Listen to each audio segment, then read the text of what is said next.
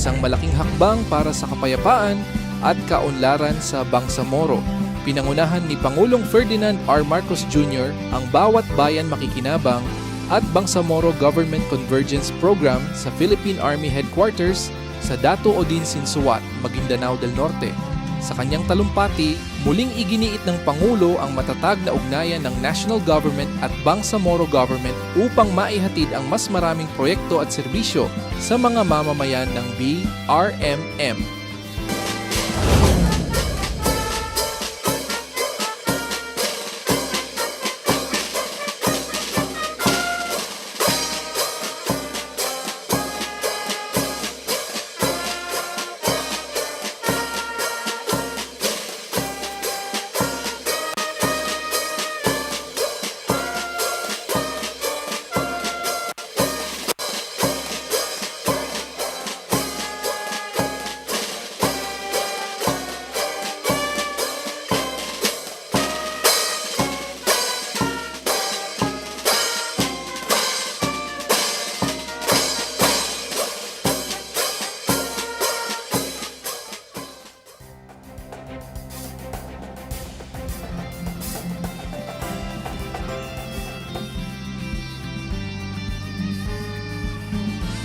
Ladies and gentlemen, the President of the Republic of the Philippines, His Excellency Ferdinand R. Marcos Jr.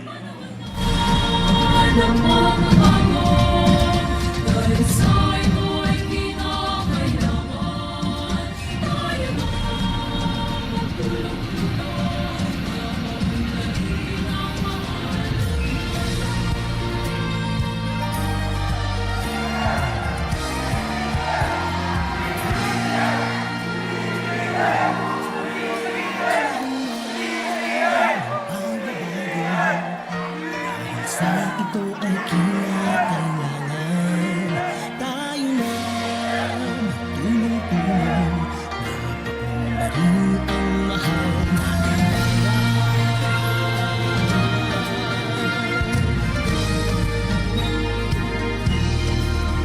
Panahon na magbabago, ayos ang mga dapat ayusin.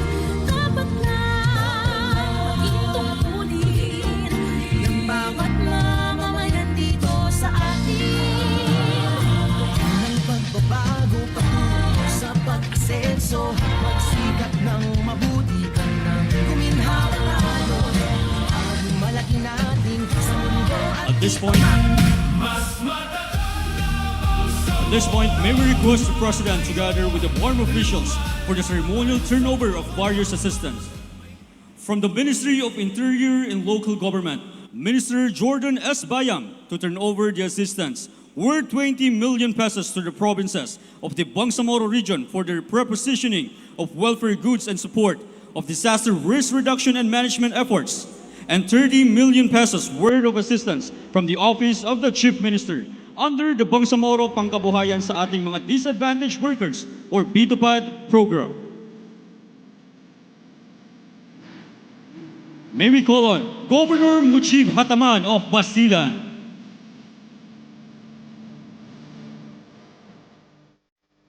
Next, Governor Mamintal A. Adjo Jr. of Lanao del Sur.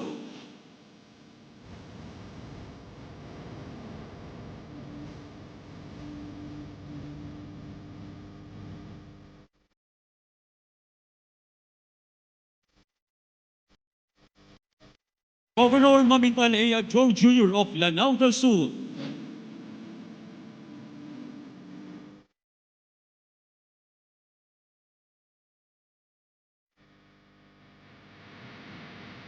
Next, Governor Datu Odin of Maguindanao del Norte.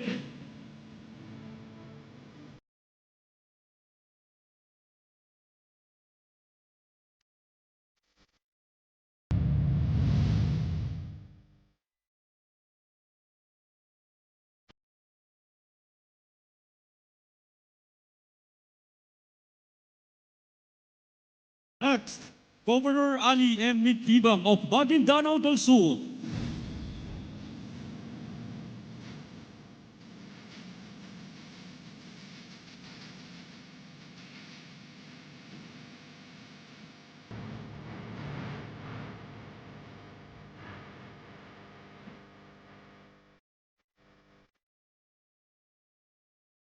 Lastly, Governor Ismail Aysani of Tawi-Tawi.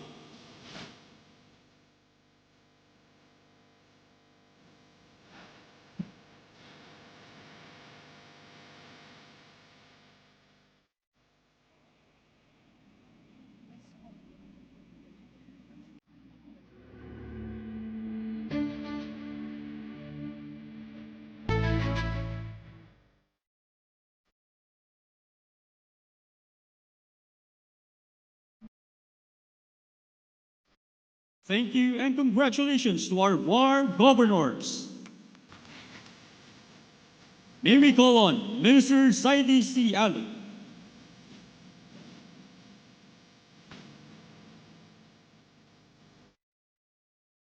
May we call on Minister Saidi C. Ali from the Ministry of Human Settlements and Development for the awarding of housing unit key to the former combatants worth 38,857,500 to Mr. Ting S. Pasigan, Marian A. Mukamat, and Myra M. Salam to receive the housing unit key and certificates.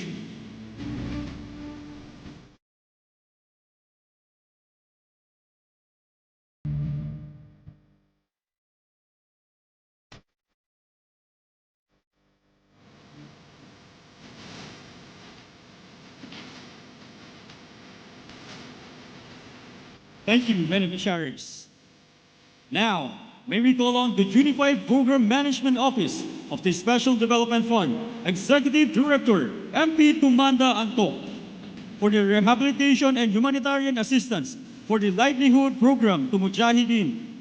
Bangsamoro worth 1 billion pesos under the area-based livelihood program to Mujahideen Jamin S. Ara from the MILF Biak, Husaima A. Talayan from the MILF Biwag, Asma A. Bayaw, the Widows of War, and Rima M. Omar from the Orphans of War to receive the Memorandum of Agreement.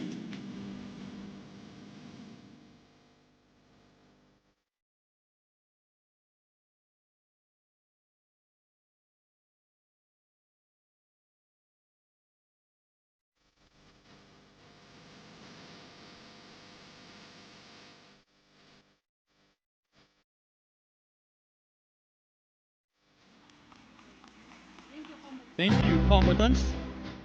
Under the Ministry of Labor and Employment, may we call on Minister Muslimin Sema for the assistance worth 15,740,000 pesos to the qualified overseas Bangsamoro workers to Anwaruddin E. Ulama, Norhana T. Edmundo, and Juhaima G. Masukat to receive the check.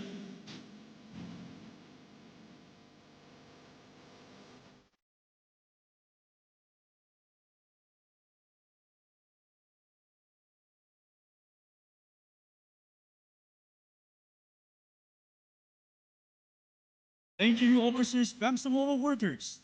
Under the Ministry of Transportation and Communications.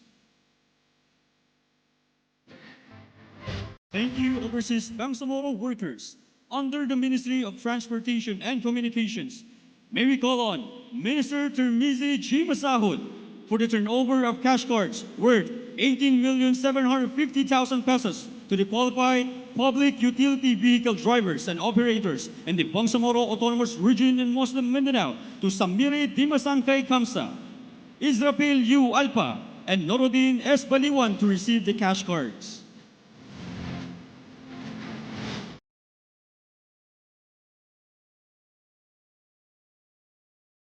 Thank you, drivers and operators. May we request the Chief Minister as the concurrent Minister of the Ministry of Basic Higher and Technical Education for the turnover of learners' kits, teachers' kits, and training support.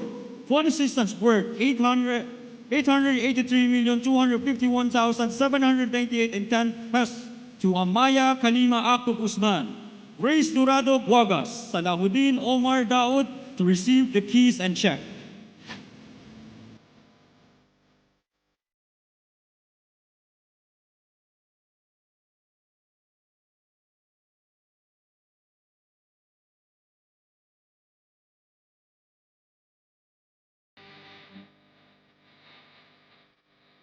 Thank you. Under the Ministry of Science and Technology, may we call on Under the Ministry of Science and Technology, may we call on Director General Abdurrahman Asim for the assistance worth 10 million pesos to maize beneficiaries to be represented by Muhammad Fauds A. Upang and Nasrullah A. Sindato.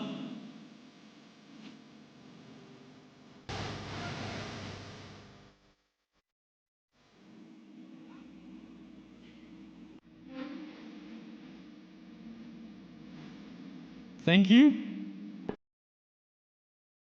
4.95 billion pesos to PACE beneficiaries to be represented by Engineer Zainola S. Quindato.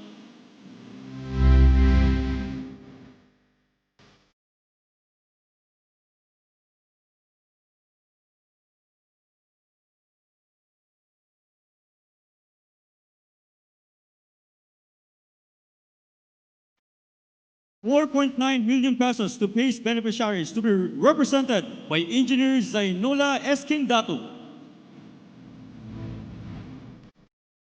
Thank you, beneficiaries. Under the Ministry of Social Services and Development, may we call on Deputy Minister Nuraini Tanlin Miswari for the assistance worth 540 million pesos, represented by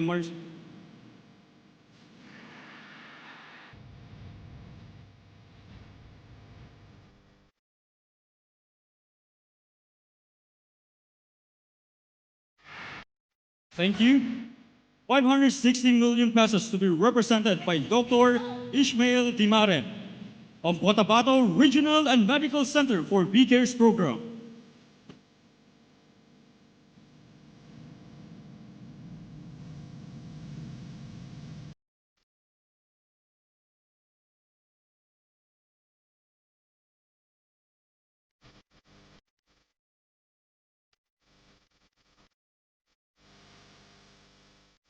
Thank you.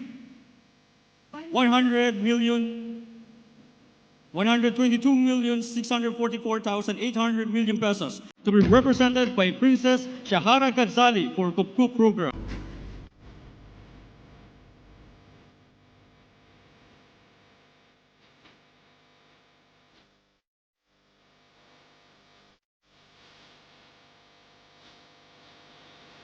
Thank you, beneficiaries. Now, under the Ministry of Health, may we call on Minister Dr. Kadil M. Sinulinding Jr. to turn over of the Operations Center and Tulong Medical Assistance under the Transitional Development Impact Fund 2026 worth 5 million pesos to Dr. Zulkarnain Abbas.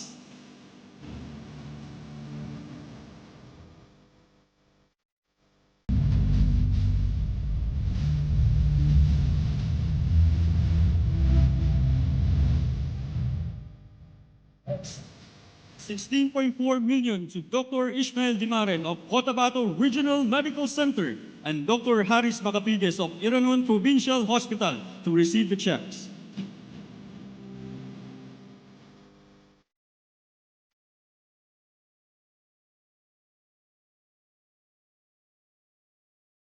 Thank you, doctors. Under the Ministry of Indigenous Peoples Affairs, may we call on Minister Jamal B. Abdurrahman for the financial assistance worth 175,000 pesos to Mercy Cano, Analit M. Bello, and Rahman Nasa.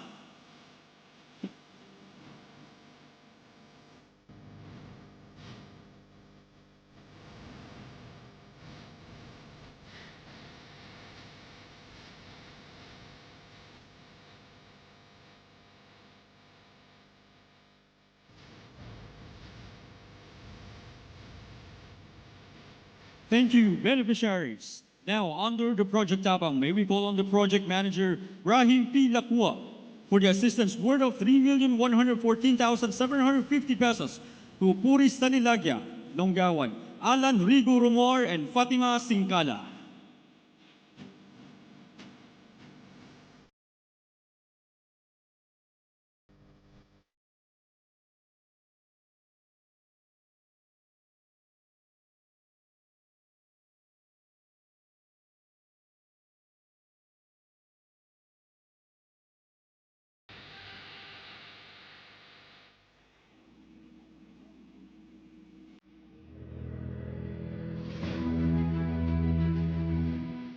Thank you, beneficiaries.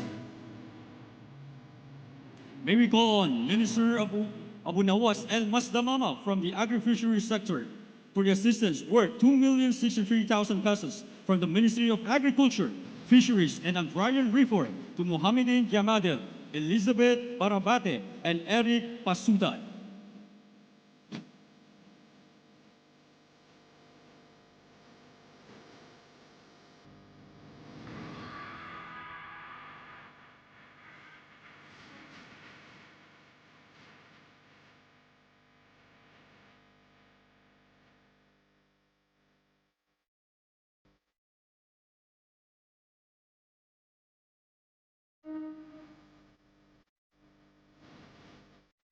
Thank you, beneficiaries. Lastly, may we call on Director Ishan Carl Mabang from the Ministry of Environment, Natural Resources and Energy for the awarding of land titles amounting 150,000 pesos to qualified Bangsamoro beneficiaries, represented by Vice Mayor Abdulaziz T. Ali of the Municipality of Maguindanao del Norte, Ms. Veronica P. Barreto, and Mr. Ahmad T. Daukay of Datu Maguindanao del Sur.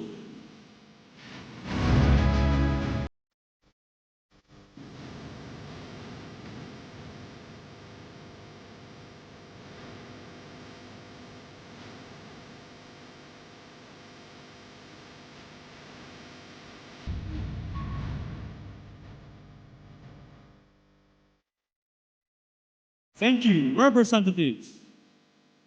At this point, may we invite the President to lead the ceremonial turnover of Social Civic Project Fund assistance with a total amount of 7.4 million pesos to receive by the City Mayor Muhammad Ali de la Cruz Matabalo of Cotabato City with Liga ng Barangay President Sulaiman Adtong representing the 37 barangays and Adris Adtong for the 185 presidential scholars.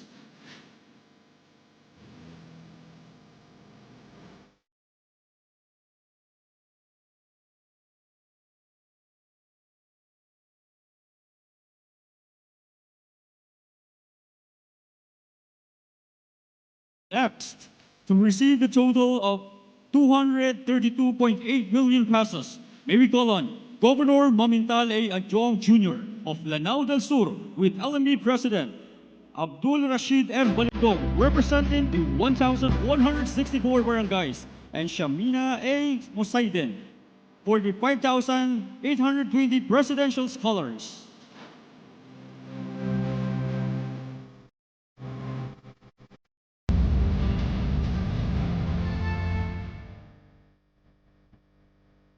Next, to receive the total of 40.6 million pesos, may we call on Governor Ishmael Aysali of Tawi-Tawi with LME President Hassan Al Jofrey A. Sali representing the 203 barangays and Fatima Khaironesa M. Khalid for the 1,015 presidential scholars.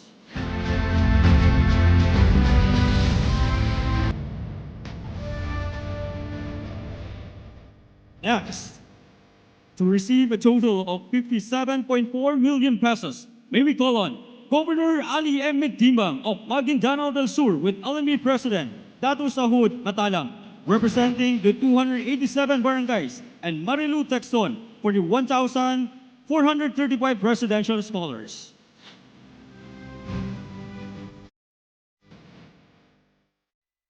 Next, receive a total of 44.2 million pesos. May we call on Governor Datu Tukaw O. Mastura of Maguindanao del Norte with LME President Wahab A. Dalangit, representing the 221 barangays, and Jultiram B. Matarimbang for the 1,105 presidential scholars.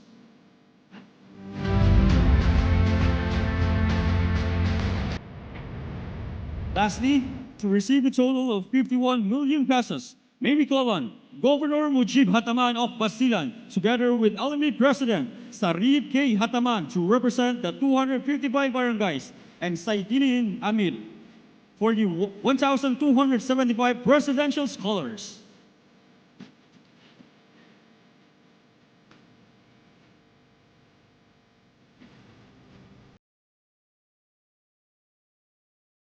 Thank you, Thank you, Mr. President, and congratulations to our beneficiaries and partner institutions.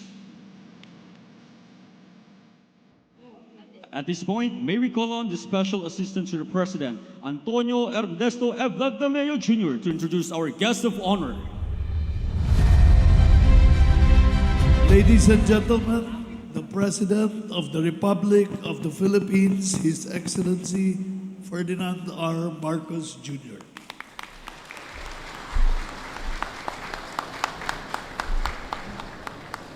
Thank you to Special Assistant to the President, Secretary Anton Lagdomeo Jr. Please be seated. The Bangsamoro Autonomous Region in Muslim Mindanao, Barmm. All the officials of Barmm led by the Chief Minister Abdul Rauf Makakua, the Bangsamoro Transition Authority Speaker Mohamed Yaqub, and the other members of Parliament who are here with us today.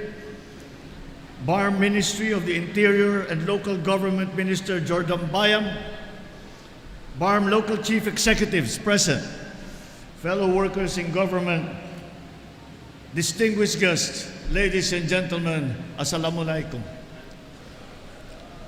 As we gather here today, we reaffirm the enduring partnership between the national government and the Bangsamoro government. It is one anchored on mutual trust, shared responsibility, and the firm commitment to our people. Together, the Autonomous Region of Muslim Mindanao and the national government of the Republic of the Philippines, we are advancing a shared vision of a more peaceful, prosperous, and inclusive Philippines, guided by the belief that the strength of our nation rests on the well-being and the dignity of every Filipino. In support of this aspiration, we have implemented the Bawat Barangay Makikinabang Program, through which each barangay in the Bangsamoro Autonomous Region in Muslim Mindanao will receive 200,000 pesos. Of the 200,000 pesos, 100,000 is allocated for educational assistance, recognizing that every child deserves the opportunity to learn and to realize their fullest potential. The remaining 100,000 pesos is designated for key priorities identified by local communities. The 100,000, the first 100,000 for what we now have come to call around the country presidential scholars. 100,000 will be divided amongst 5 presidential scholars in each barangay.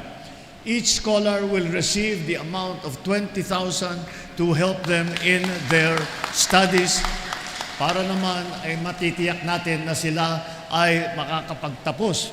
At ito ay napakahalaga dahil alam naman po natin kung gaano kahalaga ang edukasyon, ang training at parami ng kaalaman ng ating mga kabataan. Kaya ito'y tulong para matiyak na sa bawat barangay ay meron tayong matulungan kahit 5 lamang. Mampisa natin kasi 5 lamang at sa pamamagitan niyan, we will see that they will be able, with the new knowledge that they gain from their studies, they will be able, yung kaalaman na yan, will help them in their everyday life to help each of those who have been the presidential scholar, to help their families and to help their communities, and in that way to help the Philippines. From April 8 to July 17, we already distributed nearly 7 billion pesos to 34,800 barangays nationwide under the Pbbm program. Complementing this initiative are the frontline services being delivered by the Bangsamoro Government. There are 15 Barmm ministries and offices here, led by the Office of the Chief Minister, that will turn over various assistance to you, at least to 1,000 of your local beneficiaries. While we acknowledge the significant progress achieved through the partnership between the national government and the Bangsamoro government, we recognize that our shared task remains of building a peaceful, stable, and prosperous Bangsamoro, and that work continues. In this regard, we enacted the amendments to the Bangsamoro Organic Law following the Supreme Court's ruling on the territorial composition of Barmm. These provide the necessary legal and administrative adjustments to ensure an orderly, credible, and inclusive electoral process. Consistent with this objective, the first Bangsamoro parliamentary election was rescheduled to the second Monday of September 2026. We are determined that we will push through with the second Monday of September of the coming September, and to finally achieve our dream, our goal of being able to say that we have a duly elected parliament in the Bangsamoro Autonomous Region of Muslim Mindanao. This provides the Barmm government sufficient time to implement the court's decision while upholding the autonomy and democratic aspirations of the Bangsamoro people. Our commitment also extends to preserving the religious and cultural traditions of our Muslim brothers and sisters. Through the Iftar program, we ensure that socio-cultural and socio-economic initiatives reach communities in ways that are respectful of their faith and of their traditions.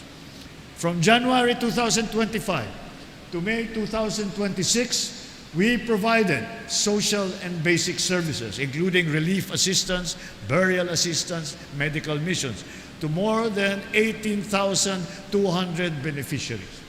Over the past 2 years, we have also extended assistance to more than 26,800 Hajj registrants.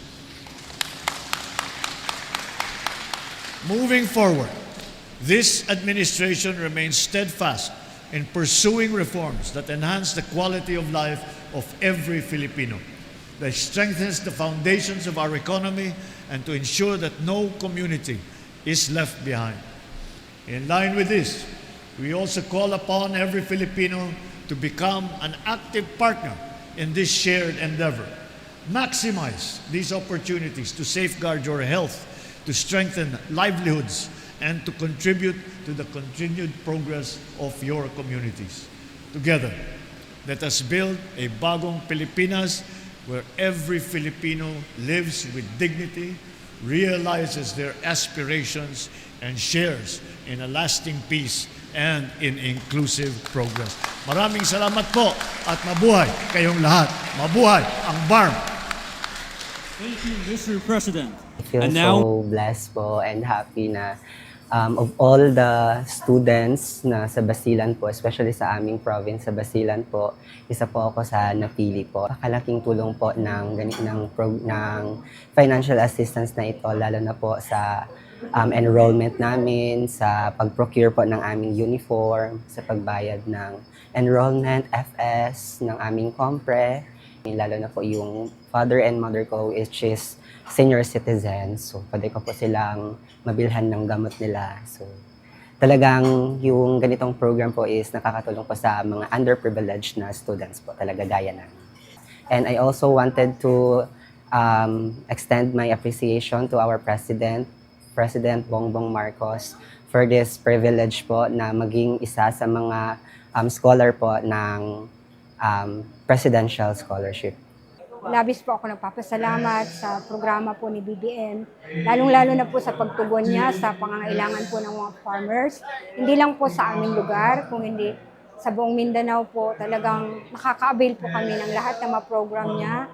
At napakalaking bagay po ito na nakatulong po sa amin, lalong-lalo na yung sa mga livelihood project na binigay niya po sa amin. Hindi lang po livelihood, may mga financial din po na pinaparating sa amin, mga farm equipments, napakadaming bagay po ang naitulong ni BBM sa amin. So lubos po kami nagpapasalamat sa kanyang tulong at tinupad niya po yung kanyang mga pangako na talagang susuportahan niya po ang farmers, lalo na po dito sa Mindanao po. Ma'am, malaking tulong po talaga sa amin ito, lalo na sa pamamasada namin araw-araw sa patuloy na pagtaas ng presyo ng fuel or gasolina namin. Kaya malaki po talaga may tulong niya sa amin, ma'am, sa pang-araw-araw po. Sa ating mahal na Pangulo ng Pilipinas, maraming salamat po sa pamimigay niyo sa amin ng fuel subsidy. Minsan po nakakatanggap rin po kami ng cash assistance mula sa government ng Bangsamoro. Papasalamat din kami sa aming Chief Minister si Rauf Makakua. Lalo-lalo na sa ating presidente. Sa BLT-PARB, sa pamamagitan ng BLT-PARB po, dumating po sa amin yung mga fuel subsidy. Well, una, malaking bagay po ito. Kami ho sa lalawigan, nakatanggap na kami una nung rice program, no, na 64 million. At sinimulan na rin namin pamamahagi at malaking bagay ito, lalong-lalo na sa mga naghihikahos nating mga kababayan. At pangalawa, ngayon naman ho, yung Bawat Barangay Makikinabang Program at kasama rin natin ho yung Pangulo ng Liga ng mga barangay. At alam naman natin matagal na itong inaantay ng ating mga kabarangay dahil malaking mga estudyante rin, bilang ng estudyante ang makikinabang dito. And in fact, yung ilan sumama, ganun ka-excite ang ilan at sumama talaga sila rito. At pang iba naman ho doon ay gagamitin nila sa bahagi ng kanilang transparency program para sa kanilang pamamahala sa loob ng kanilang mga barangay. Ito ay malaking bagay ito at malaki ang impact nito, hindi lamang sa aming lalawigan, kung hindi sa buong Bangsamoro. Isipin nyo na lang ho, first time ho ito sa history na nagkakaroon yung programa, lalong-lalo na yung Local Government Support Fund, na hindi lamang ho na kami sa lalawigan ang nakikinabang, mga syudad, kung hindi pati yung mga barangay natin sa liblib na lugar ay makikinabang dito. Kaya dahil dito, malaki ang ating pasasalamat sa ating Pangulo at tingin ko ho itong programa na to dapat ito ang nasa tamang direksyon dahil ito yung direktang pakikinabangan ng ating mga kababayan. Well, una, hinihikayat natin sila na tiyakin na mapapakinabangan ng ating mga kababayan at syempre alagaan nila ito paano maging sustainable sa kanilang kabuhayan at pamamahala sa kanilang mga barangay. So tingin ko yun din ang mensahe ng ating Pangulo kanina sa programa, na tuloy-tuloy yung programa. Pero syempre dapat talagaan natin at tiyakin paano maging sustainable na magiging kapakipakinabang sa ating mga kababayan.